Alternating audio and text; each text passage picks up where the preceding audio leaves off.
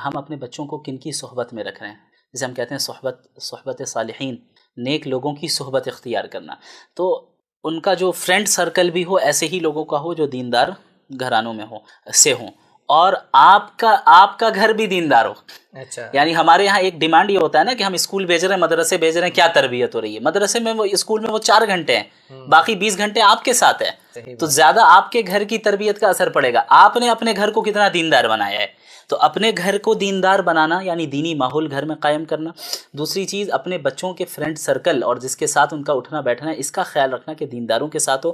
تیسری چیز یہ جو موبائل ہے اور جو سوشل میڈیا ہے اس کو بہت ہی کنٹرولڈ انداز میں صحیح عمر میں اپنے بچوں کو دینا. یعنی بہت شروع سے تو ایک دم ہی نہیں دینا. ہمارے یہاں تو ابھی 1 سال کا بچہ ہے، اس کے ہاتھ میں موبائل دے دیا جاتا ہے، چونکہ رو رہا ہے، چپ نہیں ہو رہا ہے، ماں تھکی ہوئی ہے یا یہ کہ بھائی ماں باپ جو ہے پریشان ہیں، اپنے موبائل خود چلا رہے ہیں، وہ ان کو اپنے بچوں کے ساتھ کھیلنا یا ان کو چپ کرانے کی فکر نہیں بلکہ ٹینشن ہو رہا ہے.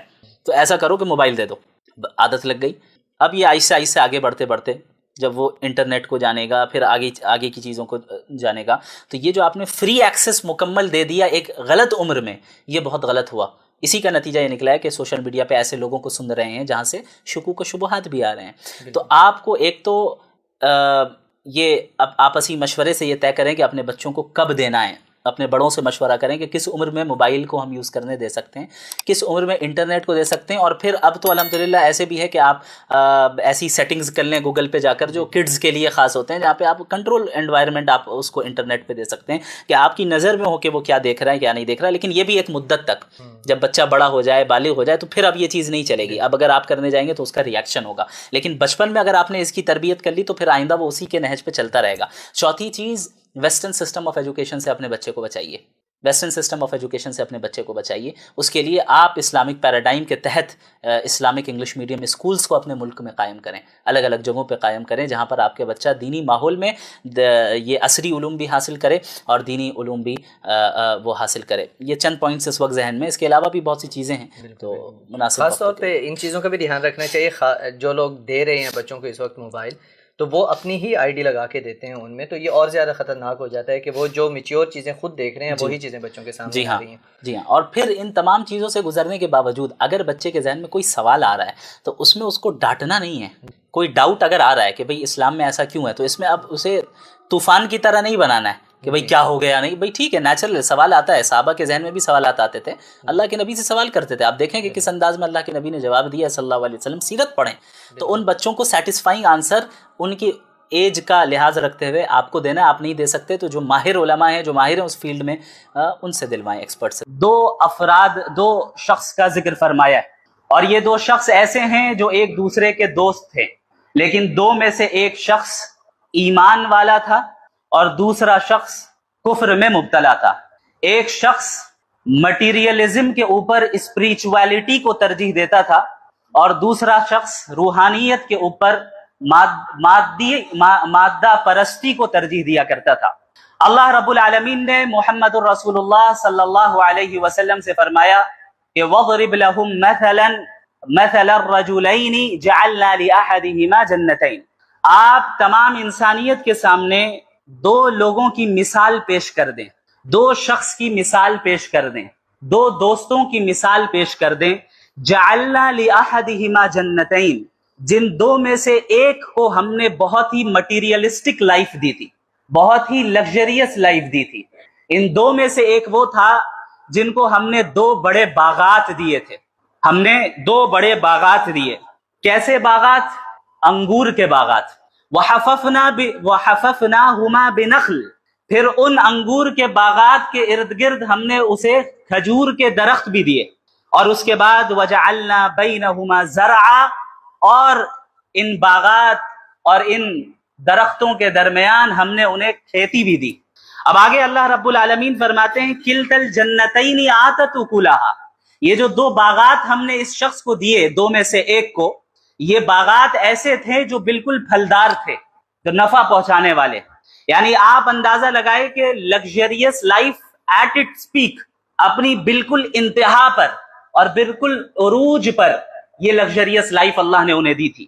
یہ جو مثال بیان کی جا رہی ہے کہ باغات دیے گئے انگور کے، پھر اس کے ارد گرد جو ہے ہم نے کھجور کے درخت دیے، پھر اس کے درمیان ہم نے کھیتی دی، پھر آگے اللہ نے فرمایا وَفَجَّرْنَا خِلَالَهُمَا نَهَرًا، اور ان باغات کے درمیان سے ہم نے اس کے لیے نہریں بھی جاری کر دی۔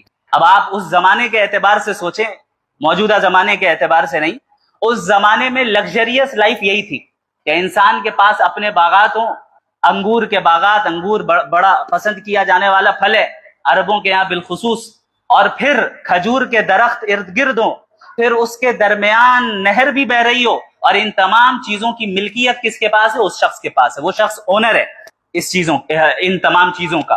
اب یہ کیسی لگژریس لائف میں وہ زندگی گزار رہا ہے۔ اب اس کا جو دوسرا شخص ہے، دوسرا ساتھی ہے، وہ اتنا مالدار نہیں تھا، اسے ایسی لگژریس لائف حاصل نہیں تھی، البتہ وہ ایمان والا تھا۔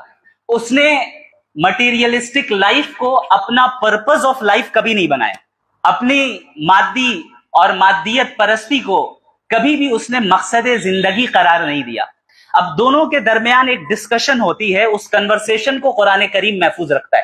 اللہ رب العالمین آگے فرماتے ہیں کہ یہ شخص جس کو اللہ نے پھل دیے، جس کو انگور کے باغات دیے، جس کو کھجور کے درخت دیے، اور پھر کھیتی دی، اور پھر ان تمام چیزوں کے درمیان اللہ نے نہر کو جاری فرما دیا، یہ شخص اپنے دوست سے، اپنے ساتھی سے کہتا ہے وَهُوَ يُحَاوِرُهُ، اس حال میں کہ وہ اس کے ساتھ ڈسکشن کر رہا ہے۔ ایک لگژریس لائف گزارنے والا شخص اپنے غریب دوست کے ساتھ ڈسکشن کر رہا ہے، اور اللہ فرما رہے، یہ کہتا ہے انا اکثر منک مالا واعز نفرا، دیکھو دوست بات ایسی ہے کہ میں تو تم سے زیادہ مالدار ہوں اور میرے پاس افرادی قوت زیادہ ہے۔ انسانوں کو دنیا میں دراصل انہی دو چیزوں پر غرور ہوتا ہے، جس کے پاس مال ہو، لگژریس لائف ہو، مٹیریلسٹک زندگی وہ گزار رہا ہے، دوسرا جس کے پاس افراد زیادہ ہو، کہ بھائی میرے آفس میں 10 لوگ آتے ہیں، ہمارے ارد گرد آگے پیچھے 50 لوگ چلتے رہتے ہیں، میرے اتنے خدام ہیں، میرے اتنے سرونٹس ہیں، میں جہاں جاتا ہوں وہاں بھیڑ لگ جاتی ہے، میں جہاں جاتا ہوں لوگ ہمارے پیچھے پیچھے آ جاتے ہیں۔ یہ دو چیزیں جو ہیں انسان کے اندر، ایک شہرت کی حرص اور لوگوں کی اتباع کی حرص، اور دوسری چیز مال کی ہوس اور اس کی حرص۔ اب یہ شخص اپنے دوست سے کیا کہہ رہا ہے؟ انا اکثر منک مالا واعز نفرا، کہ میں تو تم سے زیادہ مالدار بھی ہوں اور افرادی قوت بھی میرے پاس زیادہ ہے، میرے پاس زیادہ اشخاص ہیں۔ یہ دراصل اس نے یہ جملہ کامیابی کے اظہار کے لیے کیا کہ بھائی تم کامیاب نہیں ہو، کامیاب کون ہے؟ میں ہوں۔ دیکھو میرے باغات کتنے ہیں، دیکھو نہریں کیسی بہ رہی ہیں، دیکھو درخت کے جو ہے کھجور کے درخت کیسے ہیں، کیسی میری کھیتی ہے، اور میرے افراد اور میری طاقت کو تم دیکھو۔ دوست سے کہتا ہے، کیوں کہتا ہے؟ کیونکہ اس شخص کے ذہن میں یہ سٹینڈرڈ تھا کہ کامیاب انسان وہ ہے جس کے پاس لگژریس لائف ہو۔ جیسے ہمارے یہاں آج بھی ہے، ہم لوگوں سے سوال کرتے ہیں کہ بھائی آپ کے سکسیس کا راز کیا ہے، آپ کی کامیابی کا راز کیا ہے، آپ کیسے اس مقام تک پہنچ گئے، آپ کیسے ایک سکسیسفل پرسن بنے؟ اور پوری دنیا اس پہ جو ہے ورکشاپس بھی کنڈکٹ کر رہی ہے اور ٹریننگ بھی جو ہے کورسز دیے جا رہے ہیں کہ how to become a successful person, ایک سکسیسفل انسان کیسے بنے۔ اب یہ سکسیسفل انسان بننے کا جو بھوت سوار ہمارے بچوں کے اوپر زبردستی کیا گیا ہے، جب ان سے بھی پوچھا جاتا ہے ان بچوں سے کہ بھائی آپ کی زندگی کا مقصد کیا ہے، آپ کیا کریں گے، وہ کہتے ہیں کہ ہمیں سکسیسفل آدمی بننا ہے۔ ٹھیک ہے، سکسیسفل آدمی بننے میں کوئی حرج نہیں، بلکہ یہ تو مطلوب ہے، لیکن سوال یہ ہے کہ قرآن کسے سکسیسفل کہہ رہا ہے اور ہم کسے سکسیسفل سمجھ رہے ہیں۔ ان آیتوں کو جب میں پڑھتا ہوں، اللہ کی قسم کھا کر میں کہہ سکتا ہوں کہ مجھے ایسا محسوس ہوتا ہے کہ گویا کہ آج کی صدی کے اوپر اللہ رب العالمین بات فرما رہا ہے۔ یہ واقعہ بیان کیا گیا اس لیے شاید کہ جو مغربی تہذیب کا غلبہ ہوگا، ویسٹرن سیولائزیشن کا غلبہ ہوگا، جہاں مٹیریلزم کو عام کر دیا جائے گا اور لوگوں کے ذہنوں میں یہ بات داخل کر دی جائے گی کہ آپ کامیاب اس وقت ہوں گے جب آپ کو ایک مٹیریلسٹک لائف مل جائے، لگژریس لائف مل جائے، تبھی کامیاب ہوں گے، نہیں تو کامیاب نہیں ہونے والے۔ آج ہم اور آپ جتنی دوڑ دھوپ کر رہے ہیں، جتنی انتھک محنتیں کر رہے ہیں، دن رات کام کر رہے ہیں، اعلیٰ سے اعلیٰ ڈگریاں حاصل کرنے کے لیے، اعلیٰ سے اعلیٰ جاب حاصل کرنے کے لیے، اعلیٰ سے اعلیٰ بزنس بنانے کے لیے، اعلیٰ سے اعلیٰ عہدہ حاصل کرنے کے لیے، ان تمام چیزوں کا مقصد اگر آپ اپنے آپ سے پوچھیں، ہم سب اپنے آپ سے پوچھیں، تو یہی مقصد نکلے گا کہ کامیاب انسان بن جانا ہے، پیسے والے بن جانا ہے، اچھی لائف، ہمیں کمفرٹیبل لائف مل جائے، اس کی کوشش ہو رہی ہے، اس کی دوڑ دھوپ ہو رہی، اور لوگ کرتے آئے ظاہر ہے یہ واقعہ جو قرآن کریم بیان کر رہا ہے یہ آج کا تو نہیں ہے، بہت پرانا واقعہ ہے۔ اب اس شخص نے بڑے ہی فخر کے ساتھ اپنی سو کالڈ سکسیس کا اظہار کیا یہ کہہ کر کے انا اکثر منک مالا واعز نفرا، میں تم سے مال میں بھی زیادہ آگے ہوں اور افراد میں بھی زیادہ آگے ہوں۔ اب آگے اللہ فرما رہے ہیں وَدَخَلَ جَنَّتَهُ وَهُوَ ظَالِمٌ لِنَفْسِهِ، وہ اپنے باغات میں داخل ہوتا ہے، آج کے زمانے میں کہہ لیں اپنی فیکٹریز میں داخل ہوتا ہے، اپنے آفس میں داخل ہوتا ہے، اپنے گھر میں داخل ہوتا ہے، اس حال میں کہ وہ اپنے آپ پر ظلم کر رہا ہے۔ کیسے ظلم کر رہا ہے؟ اللہ کا انکار کر کے۔ اللہ کا انکار کرنا یہ سب سے بڑا ظلم ہے۔ ان الشرک لظلم عظیم، اللہ کے ساتھ کسی کو شریک ٹھہرانا، اللہ کا انکار کرنا یہ در حقیقت سب سے بڑا ظلم ہے، سب سے بڑا ظلم۔ اللہ فرما رہے ہیں کہ یہ شخص اپنے باغ میں داخل ہوتا ہے اس حال میں کہ وہ اپنے اوپر ظلم کرنے والا ہے۔ آگے اللہ نے فرمایا کہ یہ کہتا ہے اپنی نعمتوں کو دیکھ کر، دنیا کے ساز و سامان اور باغات کو دیکھ کر ما اظن ان تبید هذه ابدا، میرا تو خیال نہیں ہے کہ یہ چیزیں میرے پاس سے کبھی ختم ہونے والی، یہ ختم ہو جائے، ایسا مجھے نہیں لگتا ایسا کبھی ہوگا۔ جب ایک انسان کو کوئی عہدہ حاصل ہو جائے، جب وہ مال، شہرت، عزت کے عروج پر ہو، تو پھر اس طرح بسا اوقات جنون طاری ہو جاتا ہے۔ وہ سمجھتا ہے کہ بس اب تو میں ہی ٹرینڈنگ پیج پہ رہوں گا، اب تو میں ہی ہوں جو سب سے اعلیٰ و عرفہ ہوں، جیسا کہ ہر اس طرح کے ظالم حاکم، ظالم تاجر، ظالم ملازم اور ہر وہ شخص جو کسی بھی عہدے پر فائز ہو یا کسی بھی میدان میں ہو، اگر اس میدان میں اسے ترقی حاصل ہوتی ہے تو یہ گمان اس کے اوپر، یہ جنون طاری ہو جاتا ہے شیطان کی طرف سے، اور یہ نفسیات ہے، نفسیاتی کیفیت اللہ نے بیان کی۔ یہ سائیکولوجیکل ایسپیکٹ ہے جس کی طرف ہمیں نظر رکھنی چاہیے۔ اللہ نے قرآن میں فرعون کے بارے میں بھی جب ذکر کیا تو فرعون کیا کہتا تھا؟ انا ربکم الاعلی، میں تمہارا سب سے بڑا رب ہوں۔ کیوں؟ طاقت کا جنون سوار، حکومت کا جنون سوار، اقتدار کا جنون سوار۔ اب اسے ایسا محسوس ہو رہا ہے کہ اب یہ چیز کبھی ختم نہیں ہوگی، اسے محسوس ہو رہا ہے کہ یہ نعمتیں کبھی ختم نہیں ہوں گی، اسے محسوس ہو رہا ہے کہ یہ طاقت، یہ لاؤ لشکر کبھی میرے پاس سے ختم نہیں ہونے والی ہے یہ چیزیں۔ تو یہ جنون سوار ہو گیا اسی شخص کے اوپر بھی، اس شخص کے اوپر بھی۔ ما اظن ان تبید هذه ابدا، میرا خیال نہیں ہے کہ یہ چیزیں کبھی ختم ہونے والی ہیں، یہ میرے پاس ہمیشہ رہیں گی۔ وما اظن الساعة قائمہ، اور میرا تو گمان نہیں ہے کہ قیامت آنے والی، میرا گمان نہیں ہے کہ قیامت ویامت نام کی کوئی چیز ہوتی ہے۔ دیکھا ہے آپ نے قیامت کو؟ دیکھا ہے؟ پھر کیسے ایمان رکھتے ہیں؟ میرا خیال ہے کہ قیامت کبھی نہیں آنے والی۔ اور جب انسان اپنے ترقی کے عروج پر ہوتا ہے نا، وہ در حقیقت اپنی موت تک کو بھول جاتا ہے۔ موت آنے پہ کسی کا اختلاف نہیں ہے، نہ کسی ملحد کا، نہ کسی مومن کا، نہ کسی مسلم کا، نہ کسی کافر کا، سب جانتے ہیں ایک دن سب کو مرنا ہے۔ لیکن انسان جب اپنی لگژریس لائف کے پیک پر ہوتا ہے اور جس فیلڈ میں وہ ترقی کر رہا ہے اس عروج کے پیک پر ہوتا ہے، اس کے بالکل اونچائی پر ہوتا ہے، تو پھر وہ انسان قیامت تو دور کی بات اپنی موت کو بھی بھلا بیٹھتا ہے۔ اور یہ معاملہ تو ہر ایک عامی انسان کے ساتھ بھی پیش آ رہا ہے، ہم جیسے لوگوں کے ساتھ بھی پیش آتا ہے۔ ہم دنیا میں رہتے ہیں، گھر میں رہتے ہیں، اپنے کمفرٹ زون میں رہتے ہیں، کبھی موت کو یاد تک نہیں کرتے جب تک کہ قبرستان نہ چلے جائیں، یا یہ کہ بھئی کوئی دوسرا جنازہ اپنے پاس سے گزرتے ہوئے ہم نہ دیکھ لیں، موت یاد ہی نہیں آتی۔ یہ صورتحال تو مومنین کی ابھی ہو گئی ہے۔ اب اس طرح کے کفار اور اس طرح کے دنیا پرستوں کا کیا عالم ہوگا، آپ خود اندازہ لگائیں۔ ما اظن الساعة قائمہ، میرا خیال یہ ہے، میرا گمان یہ ہے کہ قیامت قائم نہیں ہونے والی، because science hasn't proved it yet، ابھی تک سائنس نے پروو ہی نہیں کیا، کوئی ٹھوس دلیل یا ثبوت ایویڈنس موجود نہیں ہے قیامت پر، اس لیے میں ایمان نہیں رکھتا۔ اور وَلَئِن رُدِدتُّ إِلَىٰ رَبِّي، اور اگر مان لو کہ قیامت ہو بھی اور کسی نے ہمیں بنایا ہے، موت کے بعد اگر میں اپنے رب کے پاس جاؤں گا، لَأَجِدَنَّ خَيْرًا مِّنْهَا مُنْقَلَبًا، بھئی دنیا میں جب مجھے اتنی نعمتیں حاصل ہے تو موت کے بعد بھی مجھے اتنی نعمتیں مل جائیں گی۔ یہ بھی ایک مینٹالٹی ہے ان لوگوں کی جن کے پاس طاقت ہوتی ہے۔ وہ کیا سمجھتے ہیں کہ بھئی پیسوں سے سارا کام ہو جائے گا، پیسوں سے سارا کام ہو جائے گا۔ بھئی کون ہے جو میرے کام کو روک سکتا ہے؟ میرے پاس اتنے پیسے، کتنے پیسے چاہیے بتائیے، میں اپنا کام کرواتا ہوں۔ یہ مینٹالٹی کفار کی بھی رہے گی قیامت کے دن بھی۔ قرآن دوسری جگہ پہ بیان کرتا ہے کہ کہیں گے کہ یا اللہ جہنم سے بچا لیجئے، سب کچھ لے لیں فدیے کے طور پہ۔ اللہ نے کیا فرمایا؟ لا يقبل منها شفاعہ ولا هم ينصرون، کہ نہ شفاعت قبول کی جائے گی ان کے حق میں، نہ کوئی فدیہ لیا جائے گا۔ اللہ نے فرمایا زمین بھر کا سونا بھی اگر وہ دے دیں جہنم کی آگ سے بچنے کے لیے اس دن قبول نہیں ہوگا. مزاج میں ہی کرپشن ہے. انہوں نے سوچا کہ قیامت کے دن بھی ہم یہی کرپشن کر کے بچ جائیں, فرشتوں کی سیٹنگ کر لیں ہم کہ بھائی ہم اتنے پیسے دے دیں گے, اتنا مال دے دیں گے, جہنم سے ہمیں بچا لیجیے. اللہ فرما رہے ہیں کہ آپ زمین بھر کا سونا بھی دیجیے گا کہ اس دن جو ہے نہ شفاعت قبول ہوگی نہ یہ کہ جو ہے کوئی فدیہ لیا جائے گا.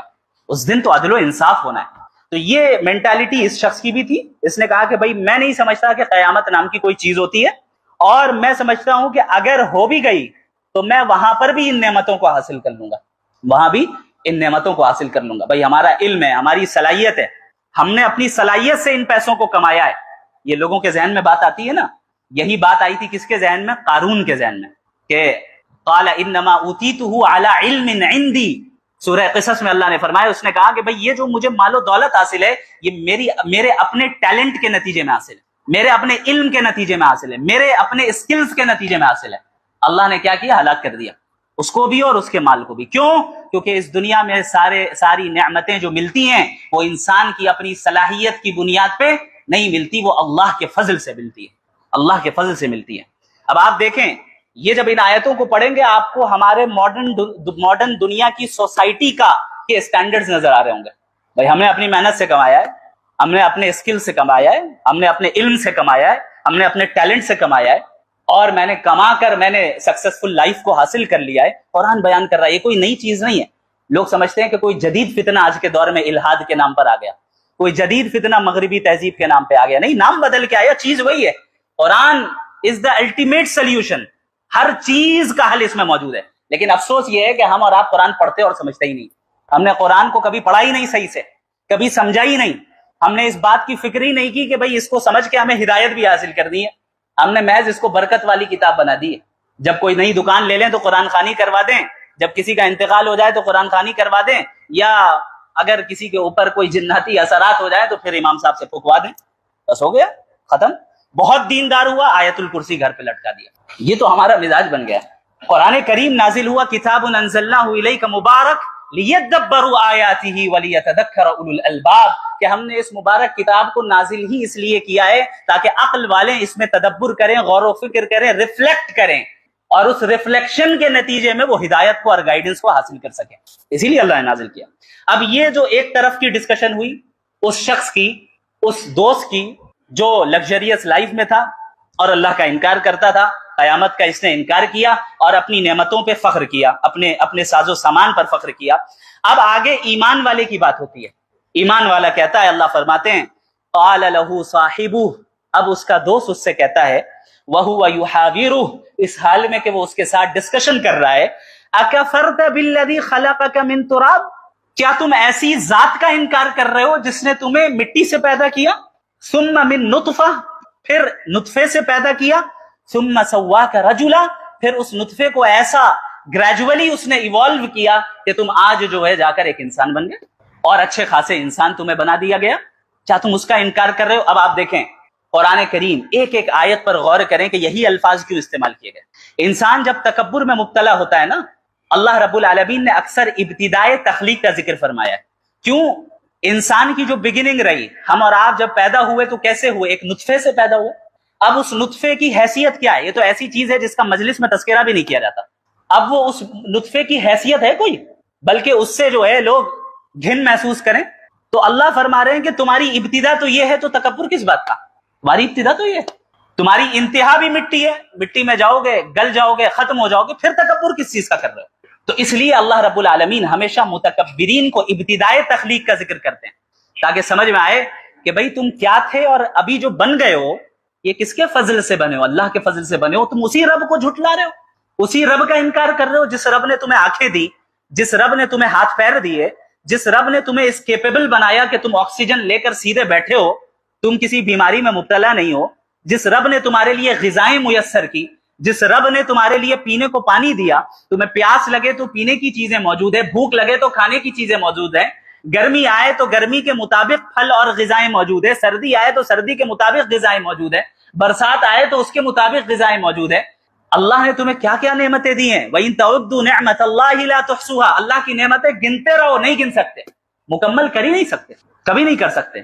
اب یہ اتنا پرفیکٹ نظام جو پوری کائنات کا چل رہا ہے، اور پوری کائنات کو چھوڑ دیں صرف ہمارے باڈی کا چل رہا ہے، اور پھر اس باڈی کی ضروریات جو چیزیں ہیں، جو ضرورت کی چیزیں ہیں، وہ ہمارے پلانٹ ارتھ میں میسر ہیں اور وقت پہ نکل رہی ہیں، وقت پہ جا رہی ہیں. یہ تو ایک پرفیکٹ نظام ہے نا، یہ تو پرفیکشن ہے جو کہ کسی ڈیزائنر اور کریٹر پر دلیل ہے کہ بھئی کوئی ہے جو اس نظام کو چلا رہا ہے، کوئی ہے جو ان تمام چیزوں کے لوگوں کے سامنے پیش کر رہا ہے. تو اکفرت بالذی خلقک، اسی رب کو جھٹلا دیا تم نے جس رب کی دنیا میں ہو، جس رب کی نعمتوں کو استعمال کر رہے ہو، جس رب نے تمہیں باغات دیے، جس رب نے تمہیں جو ہے کھجور کے درخت دیے، جس رب نے تمہیں کھیتی دی، جس رب نے تمہارے باغات کے درمیان سے نہریں جاری کی، اسی رب کو جھٹلا رہے ہو، جبکہ اس رب نے تمہیں مٹی سے پیدا کیا، پھر اس کے بعد نطفے سے پیدا کیا، پھر ثم سواک رجلا، تمہیں ایک ہٹا کٹا انسان بنا دیا، بالکل خوبصورت سا.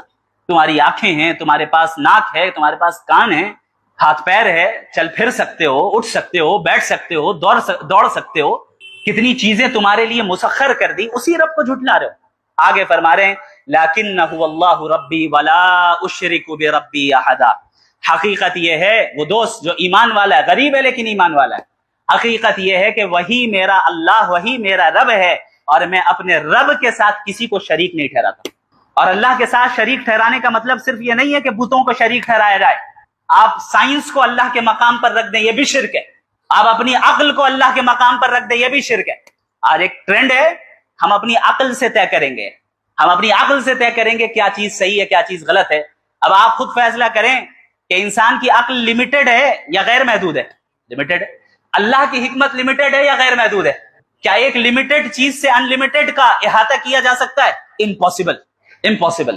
ویسٹرن تہذیب نے ہمارے درمیان مٹیریلزم کے ساتھ ساتھ اس چیز کو بھی داخل کیا ہمارے نوجوانوں کے ذہن میں کہ ریزن ورسز ریویلیشن کوئی چیز نہیں ہوتی ہے، وحی کوئی چیز نہیں ہوتی ہے.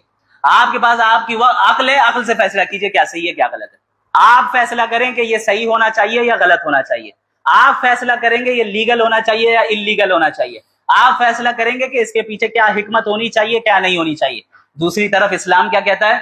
عقل کی قدر کرتا ہے، عقل کے استعمال کی ترغیب دیتا ہے.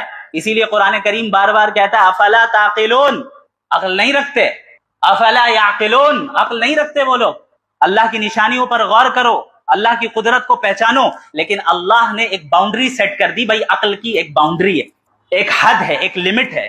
اس کے آگے کی چیزیں آپ عقل سے حاصل نہیں کر سکتے. اس کے لیے آپ کو دوسرا سورس آف نالج کی ضرورت ہے. وہ دوسری جو سورس آف نالج ہے اسی کا نام ریویلیشن ہے، وحی الہی. جو وحی اللہ رب العالمین نے انبیاء علیہ الصلوۃ والسلام پر نازل فرمائی، وحی آئی ہے ان چیزوں کو ڈسکس کرنے کے لیے جن کو انسان اپنی محض عقل سے حاصل نہیں کر سکتا. اللہ رب العالمین نے انسانوں کو ڈفرنٹ سورسز آف نالج دیے. سب سے پہلا ہمارا سینس آرگنز، بھائی حواس خمسہ. ہمارے پاس آنکھیں ہیں، آنکھوں سے ہم دیکھتے ہیں. ہمارے پاس زبان ہے، ٹیسٹ کر سکتے ہیں. ناک ہے، سونگھ سکتے ہیں، اسمیل کر سکتے ہیں. کان ہے، ہم سن سکتے ہیں. ہاتھ پیر ہے، اسکن ہے، چھو کر محسوس کر سکتے ہیں. یہ one of the sources of knowledge ہے، ایک سورس آف نالج. اب بھائی سامنے کی دیوار جو ہے کس رنگ کی ہے، یہ ہم نے علم حاصل کیا کہ بھئی سامنے جو دیوار ہے یہ سفید رنگ کی ہے. یہ علم کیسے حاصل کیا ہم نے؟ اپنی آنکھوں کے ذریعے کیا، اس سورس آف نالج کو اختیار کر کے. اب میں کہوں کہ بتائیے یہ انسان یہ دیوار کیسے بنی ہے؟ کسی انسان نے بنایا یا خود بخود بن گئی؟ کسی انسان نے بنایا. کیسے؟ آپ کی آنکھیں تو دیکھ نہیں رہی.